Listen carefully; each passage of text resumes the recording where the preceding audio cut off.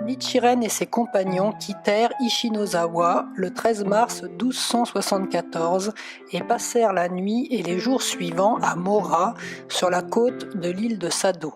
Entre-temps, les croyants du Nembutsu de Sado se mirent à comploter contre leur départ, n'admettant pas que Nichiren fût gracié et autorisé à rentrer chez lui. Le 15 mars, cependant, des vents propices à la navigation s'étant levés, Nichiren fit la traversée jusqu'à Kashiwazaki en 2 jours. Il se dirigea vers le Ku, bureau local du gouvernement de la province d'Echigo, où des samouraïs se joignirent à son groupe pour l'escorter. Le Ku était situé près de ce qui est aujourd'hui la ville de Naoetsu. Quand le groupe de Nichiren passa devant le temple de Kenjoji, qui était sur son chemin, des croyants du Nembutsu tentèrent de lui barrer la route, car le temple Kenjoji était le centre du culte Nembutsu pour la province de Shinano. La présence de l'escorte de samouraïs les empêcha toutefois de s'attaquer à Nichiren. Le 26 mars, il put rentrer en toute sécurité à Kamakura.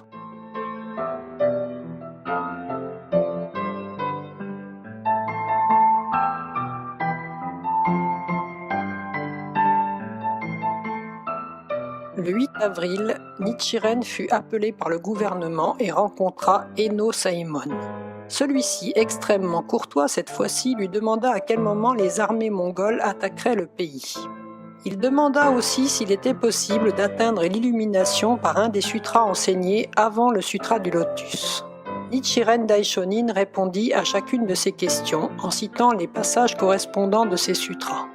Concernant l'invasion mongole, Nichiren déclara qu'il était certain qu'elle aurait lieu dans l'année, bien qu'aucune date précise ne fût donnée dans les sutras. En même temps, il admonesta sévèrement Eno Saemon en ces termes. « J'ai déjà donné mon opinion sur la question, mais elle n'a pas été prise en considération. Si vous tentez de soigner un malade sans connaître les raisons de sa maladie, vous ne réussirez qu'à aggraver son état. De même, si on autorise les prêtres Shingon à essayer par leurs prières de vaincre les Mongols, ils ne parviendront qu'à rendre le pays militairement plus vulnérable. En aucun cas, les prêtres Shingon et ceux des autres écoles ne doivent être autorisés à prier dans ce but. » Dès le 10 avril, cependant, Nichiren apprit que le gouvernement avait demandé aux prêtres Ouin du temple d'Amitabha de prier pour faire tomber la pluie. Prêtre renommé qui maîtrisait les enseignements ésotériques du Shingon, Ouin, depuis Kyoto, avait été invité à s'installer à Kamakura. Nous savons, grâce à l'écrit de Nichiren intitulé Sur le comportement du Bouddha, qu'il tomba le 11 avril une pluie torrentielle et Kojo Tokimune, seigneur de la province de Sagami, fut tellement impressionné qu'il offrit à Ouin de l'or, un cheval et divers cadeaux pour le remercier. Il est dit plus loin que la population traita Nichiren avec mépris et le tourna en ridicule, car la pluie offrait un contraste saisissant avec l'échec spectaculaire que subit le prêtre Ryokan plusieurs années auparavant, lorsqu'il avait prié en vain pour faire pleuvoir. Affrontant la critique, Nichiren dit à ses disciples que de nombreux faits historiques démontraient clairement que les enseignements de l'école Shingon étaient erronés et qu'il devait y avoir une raison à la pluie provoquée par Ouin.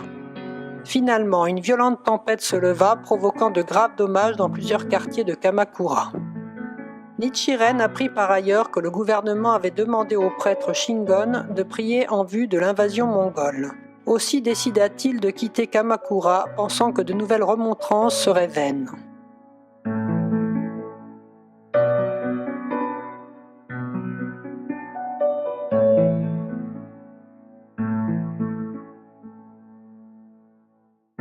En plus d'éveiller le gouvernement et la société à l'orthodoxie du bouddhisme, Nichiren avait une autre tâche à accomplir.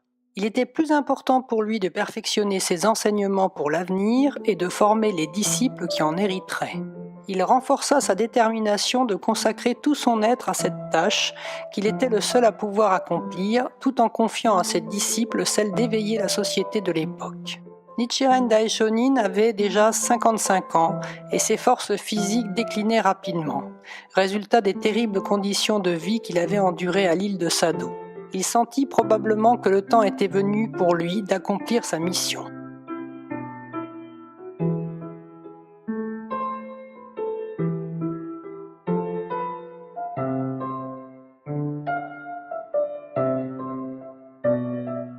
Ce fut Nikko Shonin qui, selon la volonté de Nichiren, choisit pour lui un endroit où il put passer ses dernières années.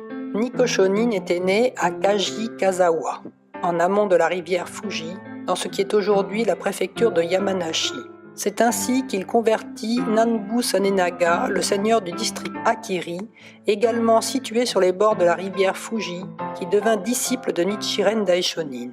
On suppose que Nanbu Sanenaga, également appelé seigneur du Akiri, supplia Nikko Shonin de lui permettre d'accueillir Nichiren, apprenant de celui-ci les intentions du maître.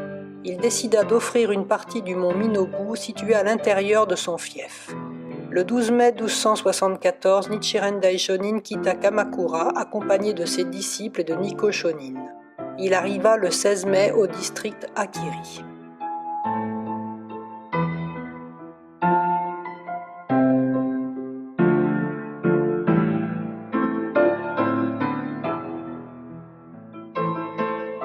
Dans une lettre adressée à Tokijonin le 17 mai 1274, Nichiren exprima ce qu'il pensait de ce nouveau lieu de résidence. « Je n'ai pas encore décidé si je demeurerai ici longtemps ou non, mais comme j'apprécie cette retraite de montagne, j'y resterai pour le moment. L'endroit décrit dans la lettre est entouré de parois montagneuses donnant sur les bords de la rivière Fuji, qui serpente entre les montagnes. De nos jours encore, c'est un endroit suffisamment retiré pour n'être pas d'accès facile. » Nichiren décrivit également sa retraite de montagne dans une lettre qu'il adressa en février 1275 à un membre de la famille Nagoe, l'une des adeptes de la province d'Awa où il était né.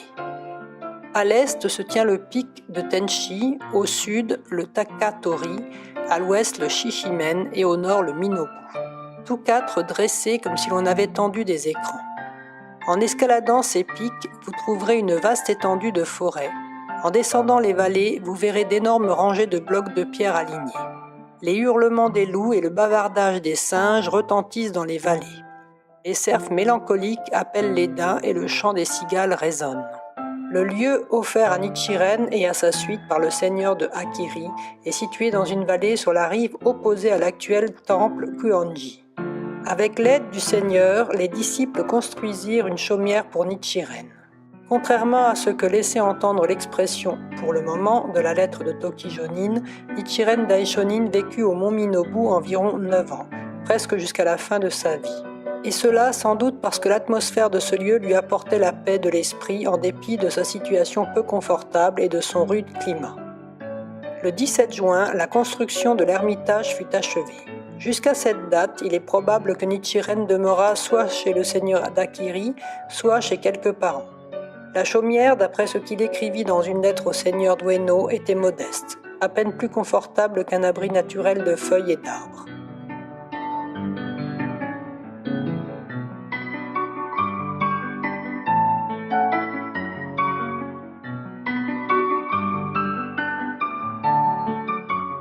Dans ce cadre, Nichiren donna des cours à ses disciples, utilisant le Sutra du Lotus et mots et phrases du Sutra du Lotus, interprétation du grand maître Tiantai. Ce n'était pas de simples commentaires sur le sutra ou sur les annotations de Tiantai. Il s'agissait, au moyen de ces textes, de clarifier le bouddhisme de Nichiren lui-même. Nikko Shonin rédigea les cours que Nichiren revit et corrigea. Ils furent achevés en janvier 1278 sous le titre « Enseignement Oro » Ongi Kuden. Un cours est tout d'abord consacré à Nammyo Horengekyo. Puis, les cours suivent l'ordre des 28 chapitres du sutra, s'attachant au titre et au contenu de chacun ainsi qu'à des phrases ou expressions. Nichiren citait également les interprétations de Tiantai, mots et phrases du Sutra du Lotus, et de Miaolé, les annotations sur les mots et phrases du Sutra du Lotus, plus d'autres commentaires écrits se rapportant à chacune des citations. Les disciples qui écoutaient ces cours étaient probablement des religieux, ce qui donne aux enseignements oraux un caractère spécifique dans la mesure où presque tous les écrits de Nichiren étaient destinés à des croyants laïcs. Le contenu des enseignements oraux est donc extrêmement élaboré, et en même temps, ces enseignements de première importance sont indispensables pour bien connaître le bouddhisme de Nichiren Daishonin. Autre trait caractéristique de ces cours, Nichiren les utilisa pour commencer à former sérieusement ses disciples. Jusque-là, il n'avait disposé que de peu de temps pour éduquer ses disciples, puisqu'il propageait le bouddhisme dans la société, tout en faisant front aux persécutions qu'engendrait cette propagation. Même ceux qui avaient été les premiers à suivre Nichiren ne pouvaient éviter de prendre la responsabilité d'encourager les croyants disséminés dans de nombreux villages, bien qu'ils aient eux-mêmes à peine reçu de directives personnelles de leur maître. L'absence de ces directives était une cause indirecte pour que les anciens disciples tombent dans l'erreur après la mort de Nichiren. Seul Nikko Shonin, qui avait secondé Nichiren, très proche de lui, tant à Sado qu'à Izu, était capable de comprendre correctement le cœur de ses enseignements.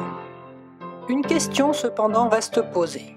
Pourquoi Nichiren ne forma-t-il pas ses disciples les plus anciens après s'être retiré au mont Minobu ? En toute vraisemblance, ces prêtres étaient indispensables en tant que pivots dans leurs régions respectives. Dans la société et chez ses disciples se développait le désir de voir s'étendre les enseignements de Nichiren. Le nombre de croyants augmentait rapidement tandis que les graves persécutions qui avaient sévi depuis Tatsunokuchi en passant par Sado arrivaient à leur terme. Les fils de croyants laïcs qui se convertissaient à leur tour et entraient dans la vie religieuse devenaient plus nombreux. Et il est très probable que Nichiren avait à cœur la formation de ses jeunes disciples et qu'il s'y employait tout particulièrement. Par exemple, en 1274, le futur troisième grand patriarche Nishimoku Shonin devint disciple de Nichiren à l'âge de 15 ans. Il appartenait à la famille Nita, apparentée à la famille Nanjo. Lorsque Nichiren Daishonin se retira au mont Minobu, il semble que les croyants laïcs s'éveillèrent au fait qu'ils allaient devoir eux-mêmes assurer la propagation. Jusque-là, c'était Nichiren qui avait lui-même dirigé les activités, tandis que les laïcs s'efforçaient de leur mieux de l'aider, lui et ses disciples. Maintenant que Nichiren s'était retiré au mont Minobu et avait confié à ses fidèles, religieux et laïcs, la tâche de répandre ses enseignements, il se consacrait à assurer la perpétuation dans l'avenir du bouddhisme orthodoxe.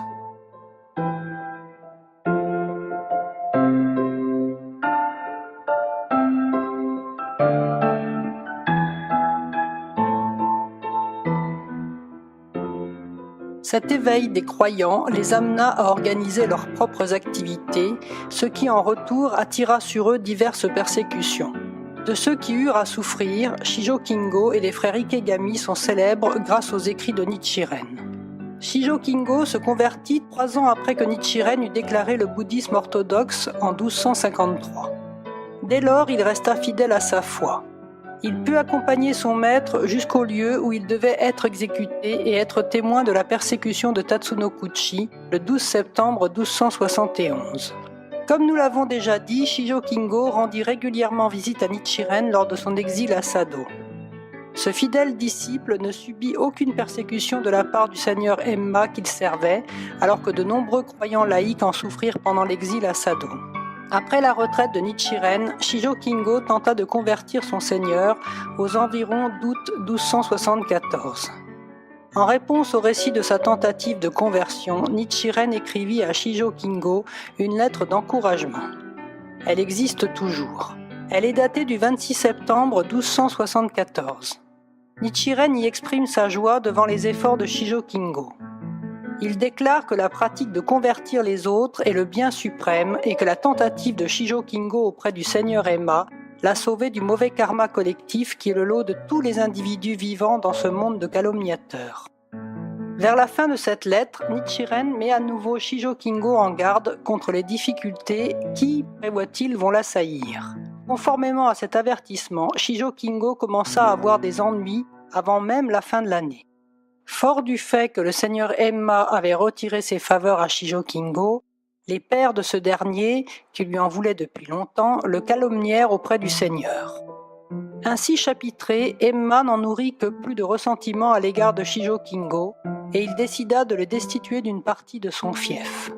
Plus tard, en 1277, Shijo Kingo eut à nouveau des calomnies de ses pairs. Il était présent lorsque Samibo Nishogyo, également disciple de Nichiren, réfuta Ryuzobo de l'école Tendai, qui était accusé d'avoir commis le péché de cannibalisme alors qu'il prêchait dans une rue de Kamakura.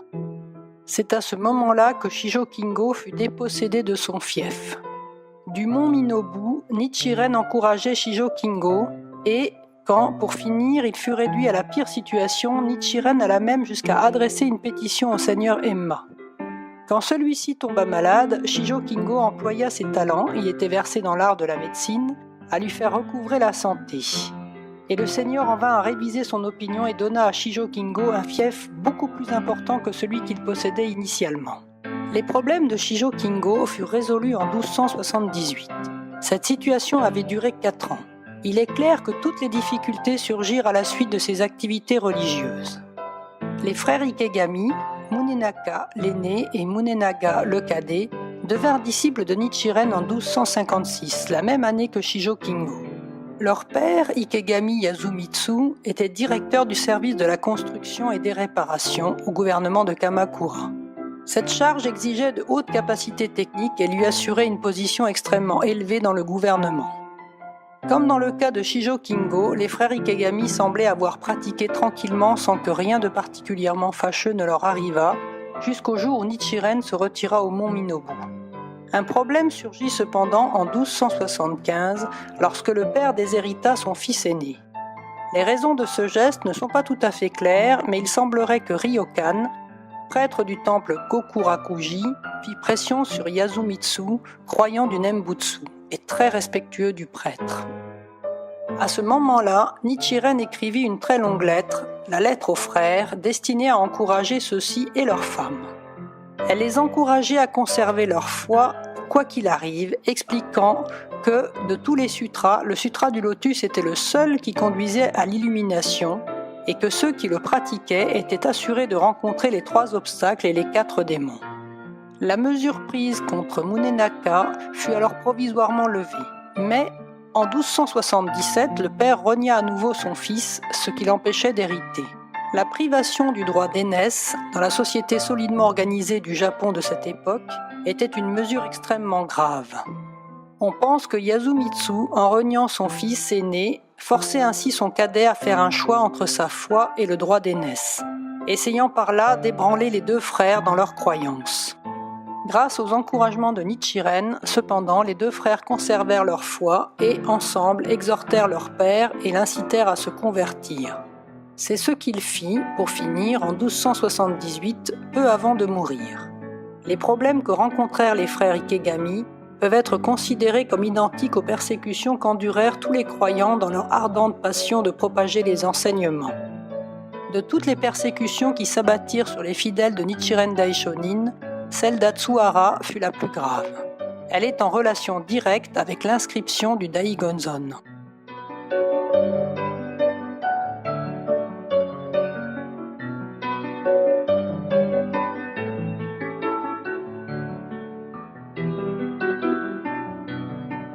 En octobre 1274, année où Nichiren se retira au mont Minobu, eut lieu l'invasion mongole. Elle fut la preuve de l'exactitude de l'avertissement donné par Nichiren du désastre de l'invasion ennemie, exposé dans le Traité sur l'établissement de l'enseignement correct pour la paix dans le pays, 14 ans plus tôt.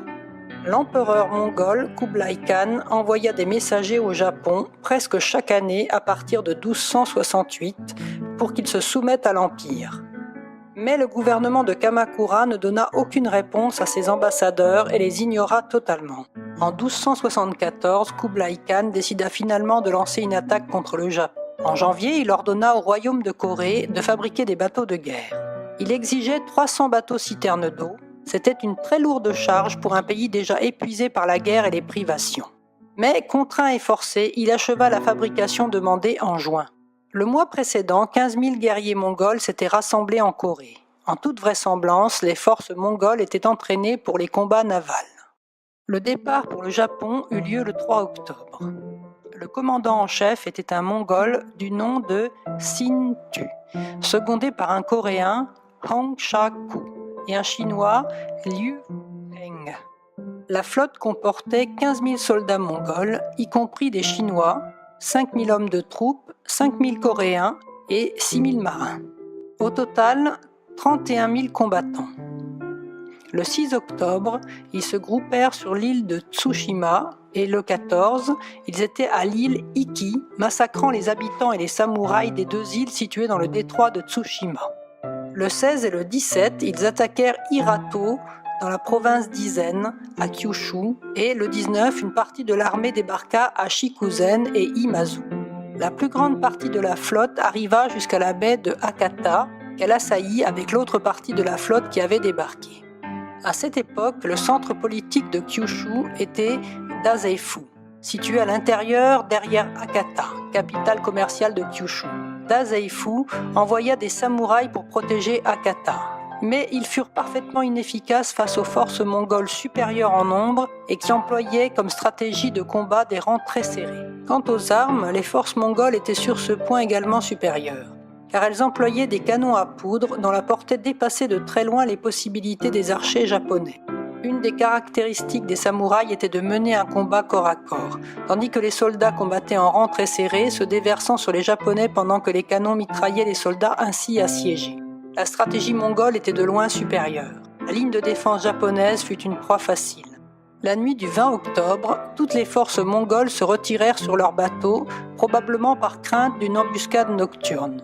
Soudain, un orage au milieu de la nuit frappa la flotte mongole, coulant plus de 200 bateaux de guerre. Dans ce naufrage, sombra aussi l'ardeur au combat du reste de la flotte qui s'en retourna au royaume de Corée.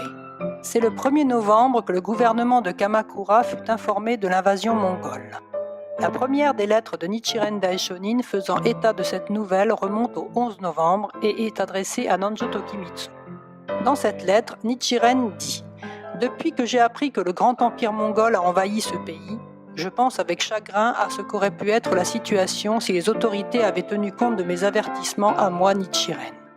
Mes larmes coulent sans cesse quand je pense au destin du peuple japonais qui sera le même que celui de Tsushima et d'Iki, actuellement détruits. » Une lettre datée du 20 novembre que Nichiren adressa à Soya Kyoshin comporte une description du même ordre.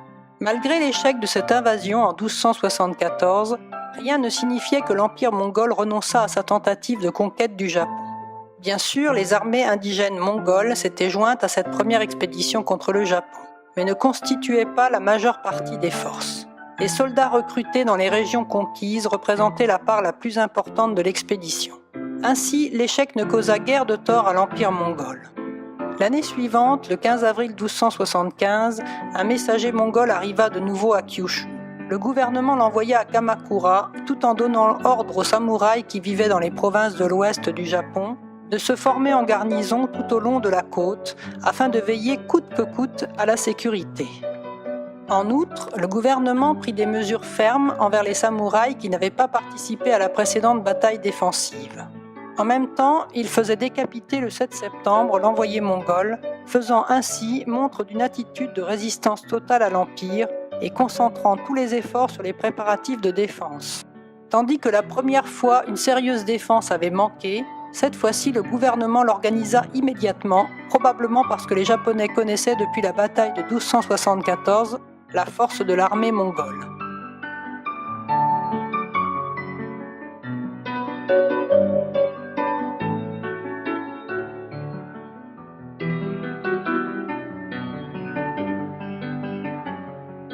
Les lettres et documents de Nichiren, rédigés entre 1274 et 1278, sont au nombre de 120 environ. Ils fournissent la preuve que les fidèles de diverses régions lui rendaient visite les uns après les autres, lui apportant de la nourriture et des vêtements. Parmi ces fidèles se trouvait Abutsubo, qui avait parcouru une longue route depuis Sado. À cette date, Abutsubo avait environ 90 ans, mais il fit 3 visites à Nichiren après que celui-ci se fut retiré au mont Minobu. Les documents importants rédigés vers cette époque, outre des lettres personnelles, sont l'essence du Sutra du Lotus, en mai 1274, l'établissement de la vue correcte, en 1274, Enseignement, pratique et illumination, en mars 1275. Lettre à Oren, en avril 1275. Choisir en fonction du moment, en 1275 également. Sur l'acquittement des dettes de reconnaissance, le 21 juillet 1276. Les actions du pratiquant du Sutra du Lotus, en 1276 également. Sur les 4 étapes de la foi et les 5 étapes de la pratique, en avril 1277. Et comment ceux qui aspirent initialement à la voie peuvent atteindre la bouddhéité grâce au Sutra du Lotus, en mars 1277.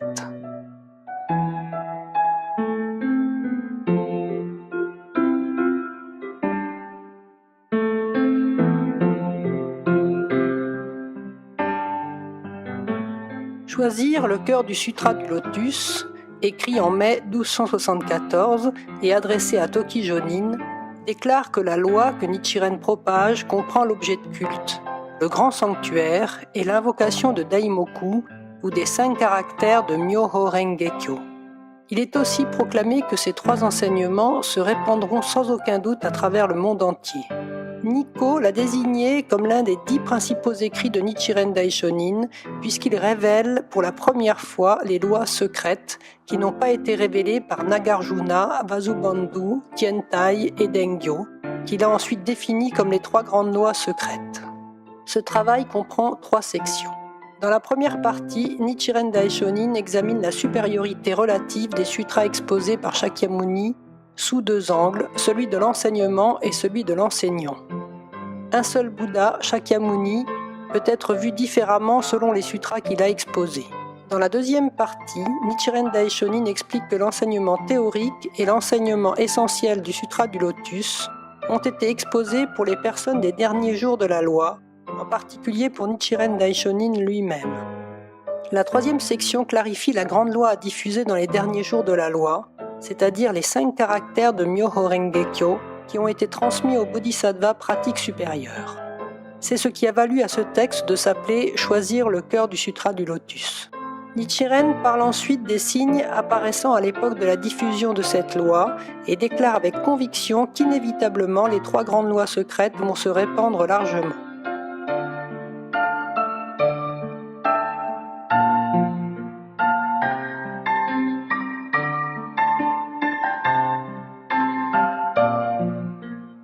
Établir la méthode de contemplation correcte. Cette lettre est également connue sous le nom de « Détermination des similitudes et des différences entre le Sutra du Lotus et l'enseignement de la grande concentration et pénétration de Tientai ». Établir la méthode de contemplation correcte a été écrite en 1274 et s'adresse à Serenbo, un prêtre érudit originaire de l'école Tendai. Serenbo, exilé à Sado pour une raison inconnue, y rencontra Nichiren Daishonin et prit confiance en ses enseignements. Il posa un certain nombre de questions importantes et obtint des réponses dans des écrits tels que « La réalité ultime de tous les phénomènes » et « L'héritage de la loi ultime de la vie et de la mort ». Cet écrit confirme que la réalisation de la loi à travers la méditation de l'esprit, que le grand maître Tientai utilisa le premier pour réaliser Ichinen Sanzen, signifie l'observation de l'esprit, Kanjin, qui est entièrement basé sur le Sutra du Lotus. En même temps, ce texte réfute la pratique de l'école zen, qui tente d'observer l'esprit sans avoir recours au sutra, enseignement du diable et de l'hérésie. En termes explicites, établir la méthode correcte de contemplation signifie rejeter et réfuter la doctrine erronée de l'école Tendai, selon laquelle l'enseignement de la grande concentration et pénétration est supérieur à celui du Sutra du Lotus, et établir la méthode correcte de contemplation qui est conforme à la loi avec l'intention originale de Tientai basée sur le Sutra du Lotus. Implicitement, cependant, la grande concentration et pénétration de Tientai était une pratique destinée aux personnes vivant à l'époque de la loi formelle, alors que la méthode correcte de contemplation pour l'époque actuelle, celle des derniers jours de la loi, est la pratique de la loi merveilleuse elle-même, ou Nam-myoho Renge-kyo, des 3 grandes lois secrètes établies par Nichiren Daishonin.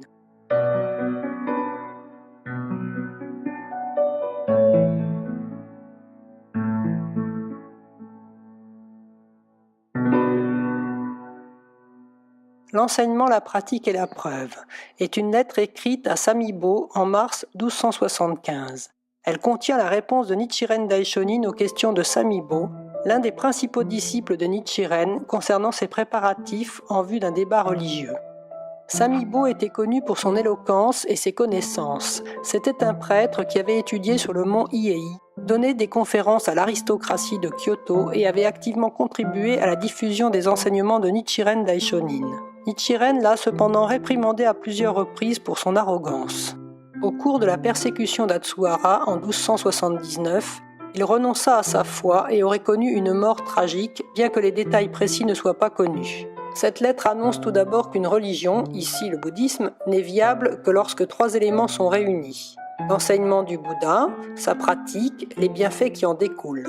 Ce document souligne ensuite que les enseignements du Bouddha Shakyamuni soit n'apportent aucun bienfait s'ils sont suivis dans la période actuelle, soit ont sombré dans l'absence de pratique et donc dans l'absence de bienfaits qui en résultent. Il conclut que seul Nam-myoho Renge-kyo que propage Nichiren est le bouddhisme qui réunit totalement les 3 éléments, enseignement, pratique et preuve.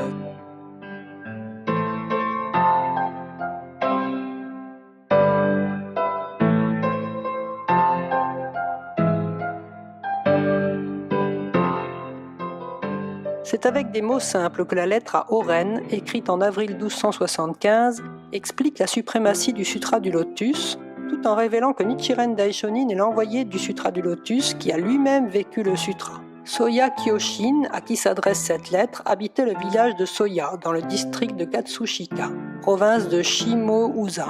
Il se convertit aux enseignements de Nichiren aux environs de 1260. Puis, autour de 1271, il devint moine séculier, et c'est alors que Nichiren lui conféra le nom bouddhique de Horen, loi du lotus. Au moment où il reçut cette lettre, Soya Kyoshin était l'un des principaux disciples de Nichiren dans cette région depuis une quinzaine d'années. Le destinataire était un fin lettré, ce qui explique que parmi les écrits qui lui furent destinés, 2 étaient rédigés en chinois classique. Nichiren Daishonin traite des merveilleux bienfaits acquis par celui qui loue le pratiquant du Sutra du Lotus de l'époque de la fin de la loi et lui fait des offrandes. Il parle aussi de la gravité de la faute consistant à calomnier le sutra. Quant à la façon spécifique de pratiquer le Sutra du Lotus, Nichiren déclare qu'elle varie nécessairement avec le moment et que la personne sage est celle qui a une perception correcte du moment et propage l'enseignement en conséquence. Il dit que la pratique à l'époque de la fin de la loi consiste à propager le Sutra du Lotus sans le faire à contre-cœur. Nichiren explique que c'est pour avoir accompli précisément lui-même cette pratique qu'il a été persécuté par les autorités et qu'il est détesté par tout le peuple du Japon. Il a, dit-il, été précédemment contraint à vivre dans d'amères conditions en un lieu triste et désolé dans l'exil de l'île de Sado, et il explique que l'endroit où il réside désormais, situé dans une vallée de montagnes isolée portant le nom de Minobu, est dépourvu de toute ressource. Nichiren mentionne enfin combien il a été touché que Soya Kyoshin ait fait un si long voyage pour venir lui rendre visite en un site aussi délaissé. Rappelant ces 3 remontrances au gouvernement de Kamakura, Nichiren proclame que c'est parce que ses mises en garde n'ont pas été prises en compte et qu'il a été persécuté que toute une série de calamités majeures se sont abattues sur le pays. Dans la toute dernière partie de cette lettre, Nichiren explique pourquoi certaines personnes qui calomnient le Sutra du Lotus semblent ne pas subir la moindre sanction. Ceux qui calomnient l'enseignement correct, existence après existence, sont, dit-il, condamnés à l'enfer aux souffrances incessantes et ne recevront pas de mise en garde supplémentaire en cette vie pour leurs actes d'opposition. Pour en savoir plus à ce sujet, Nichiren suggère à Oren de se référer au Sutra du Lotus et au Sutra du Nirvana. Il aborde aussi cette question dans son traité sur l'ouverture des yeux.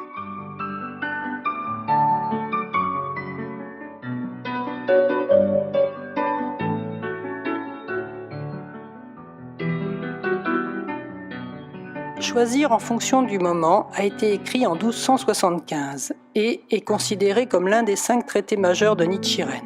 Comme beaucoup de ses œuvres importantes, Nichiren l'a conçu sous forme d'un dialogue entre un hypothétique questionneur et lui-même. Nichiren proclame que la première exigence pour celui qui étudie le bouddhisme est de connaître le temps. Le moment désigne l'époque de la fin de la loi, où la loi pure de l'enseignement de Shakyamuni était vouée à s'obscurcir et à se perdre, et où la grande loi pure de Nam-myoho Renge-kyo devait être propagée. Nichiren présente dans un autre écrit les 5 principes de propagation du bouddhisme. L'enseignement, la capacité des gens, le moment, le pays et l'ordre de propagation. Choisir en fonction du moment s'attache surtout au moment, le 3e principe. Dans cet écrit, Nichiren fait référence aux 5 périodes de 500 ans citées dans le Sutra de la Grande Collection pour définir les principales étapes de l'histoire du bouddhisme durant les 2500 ans suivant la disparition de Shakyamuni. Nichiren déclare ensuite que celui qui propage les enseignements du Sutra du Lotus à l'époque de la fin de la loi est le pratiquant du Sutra du Lotus doté des 3 vertus de souverain, de maître et de parent. La seconde partie du traité expose les erreurs des écoles Nembutsu, Zen et Shingon, en soulignant que ces erreurs sont les causes fondamentales des calamités qui s'abattent sur le Japon à cette époque-là. Nichiren attribue ensuite la cause sous-jacente des calamités à l'incapacité du souverain du pays d'honorer le Sutra du Lotus et son pratiquant. Il est dit dans les textes bouddhiques et non bouddhiques que le sage est celui qui connaît l'avenir. De ce point de vue, Nichiren est un grand sage. Toutes les prédictions que Nichiren lança à 3 reprises aux autorités à titre de remontrance se révélèrent exactes.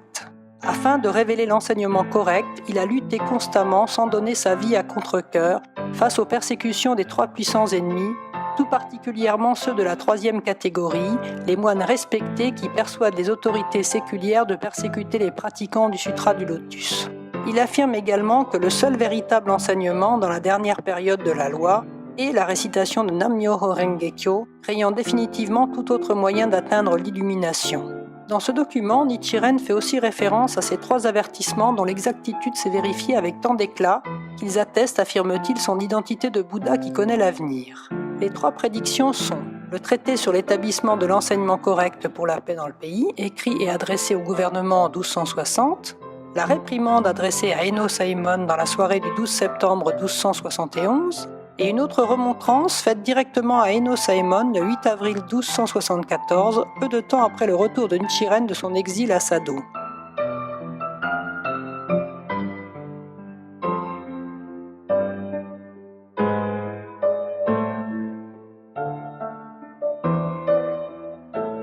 Lorsqu'il apprit le décès de Dozenbo, Nichiren Daishonin écrivit sur l'acquittement des dettes de reconnaissance le 21 septembre 1276 afin de manifester sa gratitude envers celui qui dans son enfance avait été son maître. Ce long traité est l'un des 5 écrits majeurs de Nichiren. Pour exprimer sa reconnaissance envers Dozenbo, Nichiren transmit ce traité à Jokenbo et Gijobo. Ces derniers avaient été autrefois ses aînés et maîtres au Seishoji, avant de devenir par la suite ses disciples. Nichiren confia ce texte à Nikko, l'un de ses disciples, et exigea qu'il soit apporté de sa part au Seishoji et lu à voix haute à Kasagamori, au sommet du mont Kiyosumi, où il avait récité pour la première fois Nam-myoho Renge-kyo, puis une nouvelle fois devant la tombe de son défunt maître. Nichiren était entré au Seishoji en 1233 pour étudier sous la direction de Dozenbo. À cette époque, les temples servaient à la fois de centre d'études générales et de centre religieux. Durant son séjour dans ce temple, Nichiren développa son extraordinaire talent littéraire qui se révéla par la suite si précieux pour la propagation de ses enseignements. Il se lança ainsi dans une vie entièrement consacrée à découvrir et à proclamer la vérité unique du bouddhisme qui s'était perdue en raison de l'émergence de diverses écoles aux positions erronées. Le 28 avril 1253, Nichiren déclara que Nam-myoho Renge-kyo était le seul enseignement qui pouvait mener directement à l'illumination à l'époque de la fin de la loi, tout en dénonçant les doctrines de l'école de la terre pure qui prévalait alors. Dojo Kagenobu, gouverneur de la région et fervent croyant de l'école de la terre pure, entra dans une violente colère en apprenant cette nouvelle et envoya ses hommes au temple pour arrêter Nichiren. Dozenbo, qui se consacrait à l'enseignement de la terre pure, ne put défendre ouvertement son jeune disciple, mais donna pour instruction à ses 2 aînés, Jokenbo et Gijobo, de le conduire en lieu sûr. Nichiren rencontra de nouveau son ancien maître en 1264 quand il revint dans sa région natale, à Awa, après son exil sur la péninsule d'Izu. Par la suite, sans abandonner entièrement sa foi en Amida, Dozenbo sculpta une statue du Bouddha Shakyamuni. Nichiren se réjouit que Dozenbo ait ainsi commencé à prendre conscience de son erreur parce qu'il avait le sentiment d'avoir une dette envers cet homme qu'il avait initié à la vie religieuse et désirait ardemment le mener vers l'enseignement correct. Nichiren commence ce traité en soulignant la nécessité pour chacun de s'acquitter de ses obligations envers ses parents, son maître, son souverain et les 3 trésors du bouddhisme. Il enseigne l'importance de s'acquitter de ses dettes de reconnaissance car c'est pour lui un aspect fondamental du comportement d'un être humain. Parmi ces 4 dettes de reconnaissance, cette œuvre souligne tout particulièrement la nécessité de s'acquitter de celles que chacun a envers son maître. Dans ce document, il révéla donc la façon de récompenser son maître défunt en disant que, bien que Nichiren ait quitté Dozenbo dans sa jeunesse, il avait réussi à maîtriser le véritable enseignement du Bouddha qu'il était en train de propager en ce moment même en tant que réel moyen de prouver sa gratitude envers Dozenbo. Il définit également le véritable enseignement qu'il propageait, les 3 grandes lois ésotériques dont il expliqua le contenu en ces termes. Premièrement, le Japon et le monde entier doivent ensemble vénérer le Bouddha Shakyamuni du véritable enseignement comme objet de culte. Le Bouddha Shakyamuni et le Bouddha Tao, assis tous deux dans la tour au trésor, ainsi que les autres Bouddhas et les 4 Bodhisattvas, y compris Visistakaritra, Shogyo, doivent assister le Bouddha Shakyamuni du véritable enseignement. Deuxièmement, il y a le grand sanctuaire du véritable enseignement. Troisièmement, la population entière du Japon, de la Chine et de l'Inde, ainsi que du monde entier, devra rejeter tous les autres enseignements et réciter Nam-myoho Renge-kyo. En établissant les 3 grandes lois cachées pour l'illumination de tous les êtres, Nichiren Daishonin s'acquitte en même temps de sa dette de reconnaissance envers le défunt Dozenbo.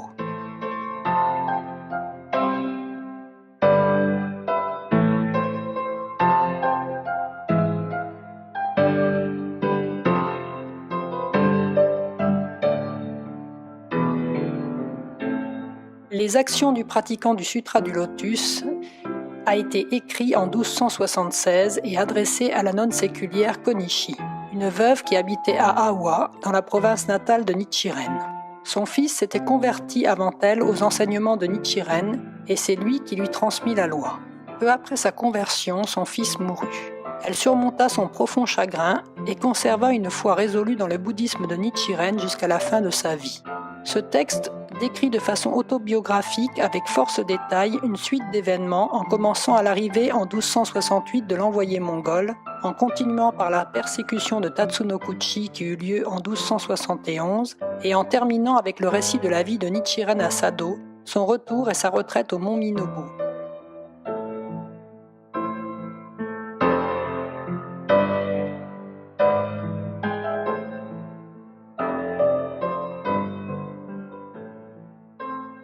Les autres écrits, sur les 4 étapes de la foi et les 5 étapes de la pratique, écrits le 10 avril 1277 en réponse à Tokijonin, et Comment ceux qui aspirent initialement à la voie peuvent atteindre la bouddhéité grâce au Sutra du Lotus, écrit en mars 1277 à la nonne séculière Myoho.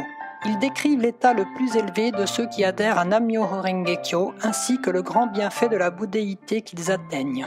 Voici tracées les grandes lignes des écrits et des activités de Nichiren Daishonin lors des premières années de sa retraite au mont Minobu. Nous pouvons ainsi prendre conscience de leur richesse. Tous les efforts de Nichiren Daishonin, cependant, étaient un prélude à la plus grande tâche de sa vie, l'inscription du Daigonzon qu'il accomplit lorsque faisait rage la tempête de la persécution d'Atsuhara, de 1278 à 1280.